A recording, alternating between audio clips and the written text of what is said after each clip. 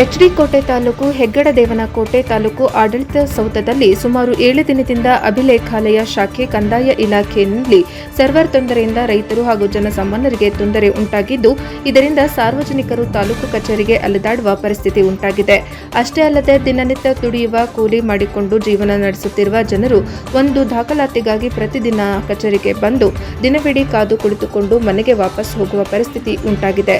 ಪ್ರಜಾಪವರ್ ಜೊತೆಗೆ ಮಾತನಾಡಿದ ಸ್ಥಳೀಯರು, ದಿನಗೂಲಿಗಾಗಿ ಕೆಲಸ ಮಾಡುವ ನಾವು ಪ್ರತಿದಿನ ಇಲ್ಲೇ ಸಮಯ ಕಳೆಯುವುದಾದರೆ ನಮ್ಮ ಜೀವನ ನಡೆಸಲು ತುಂಬಾ ತೊಂದರೆ ಉಂಟಾಗುತ್ತದೆ.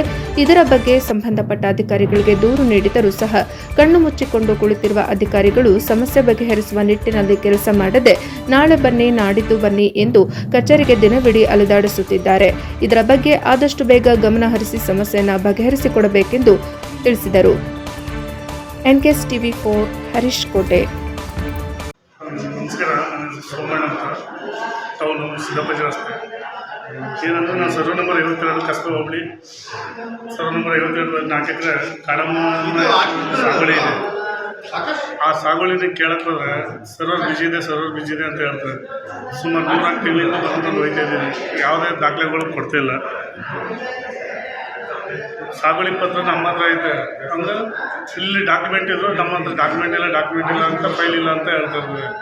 ಒಂದೆಲ್ಲ ಒಂದು ರೀತಿಯಲ್ಲಿ ಹೇಳ್ತಾ ಬರ್ತದೆ.